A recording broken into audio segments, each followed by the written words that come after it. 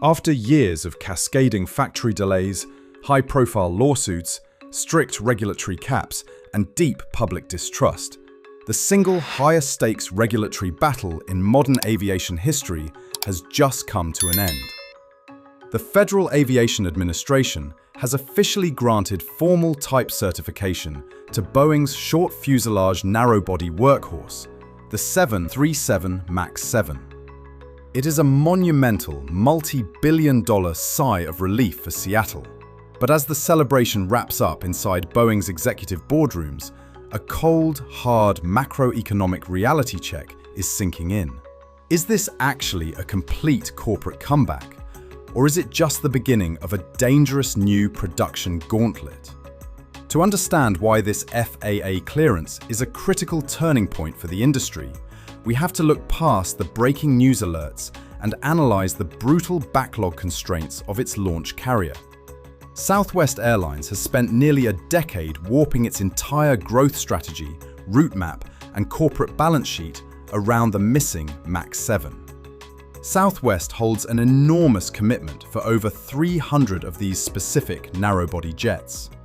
For years, the lack of certification physically froze Southwest's fleet renewal, forcing them to fly aging hardware and spend millions on extra maintenance overhead just to keep their schedule alive. The final roadblock that almost permanently derailed the aircraft was an intense, high-risk engineering dispute involving the engine cowl anti-ice system. Regulators flagged a rare scenario where prolonged use of the thermal anti-ice system in dry air could overheat the engine inlet cowl, causing structural parts to break away and risk fuselage impact. Boeing originally requested an administrative exemption to fix the system via software updates while delivering the planes. But under intense public and political scrutiny, the FAA stood firm, forcing Boeing to engineer a physical, bulletproof structural modification before a single passenger could step on board. Today, we are opening the industrial spreadsheets to expose the hidden macroeconomics behind the MAX 7's entry into service.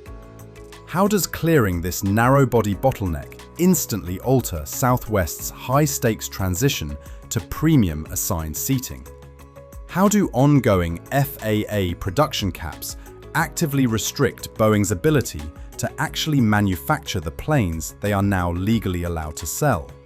And why is the validation of this aircraft the ultimate key to unlocking the next decade of domestic aviation? The immediate economic driver behind the urgency of this certification comes down to an ultimate airline metric: RAS, or Revenue Per Available Seat Mile. Southwest engineered the MAX 7 to act as a highly efficient 150-seat domestic scalpel. By replacing their oldest, fuel-thirsty 737-700 classic jets with the advanced aerodynamic profile and CFM LEAP 1B engines of the MAX 7, Southwest captures an immediate 14% reduction in fuel burn per seat. This efficiency gain aligns directly with Southwest's historic corporate transition away from open seating and into assigned, multi-tiered premium cabins. The smaller footprint of the MAX 7 allows the carrier to optimize passenger loads on lower-demand regional paths, while still dedicating the front third of the plane to extra legroom premium rows. Southwest can now aggressively charge business travelers premium up fees for reserved windows and forward cabins without carrying the expensive weight of empty economy rows. The MAX 7 isn't just a new plane for Southwest. It is the foundational hardware required to run their new $1 billion premium fee engine.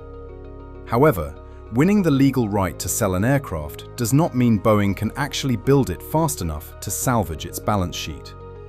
The manufacturer is currently operating under a strict, unprecedented federal manufacturing stranglehold. Following intense safety audits, the FAA clamped an absolute quality cap on Boeing's single-aisle assembly lines, forbidding them from producing more than 38 737 airframes per month. This 38-jet ceiling introduces a brutal multi-model asset scrimmage inside Boeing's Renton factories.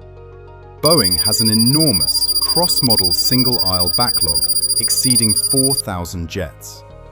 Every assembly line slot allocated to building a newly certified MAX 7 for Southwest is a slot taken away from manufacturing a MAX 8 or MAX 9 for United or American Airlines. Boeing cannot simply scale up production to meet the new demand. They are trapped inside a regulatory box where accelerating one customer inevitably means fracturing their relationship with another. The true operational pressure driving this certification sprint comes down to the unyielding rules of commercial aviation cash flow. In aerospace manufacturing, an airline does not pay for a plane up front.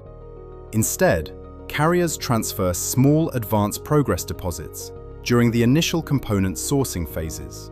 But a staggering 70% of the plane's total purchase price is withheld until the exact day the physical aircraft keys are handed over to the buyer.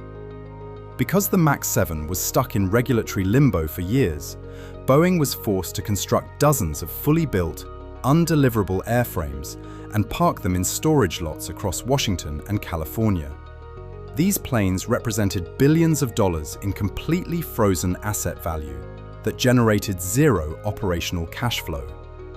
This official FAA type certification acts as a financial master key. It allows Boeing to finally initiate the delivery handover process, pull those parked jets out of the desert, and unlock a massive wave of multi-billion-dollar milestone payments to stabilize their deeply leveraged operating budgets. The corporate verdict is absolute. The FAA type certification of the 737 MAX 7 is the single biggest, most indispensable victory Boeing has achieved in the last 7 years. It permanently eliminates an existential regulatory bottleneck that threatened to completely tear apart its relationship with its largest single-aisle customer. But clearing the legal barrier is only half the battle. As Boeing begins the painstaking process of delivery extraction under strict federal factory caps, their financial survival will be dictated by how fast they can translate this legal clearance into physical handovers. The ultimate comeback has officially begun, but the climb back to the top of the sky is going to be a long, fragile ascent.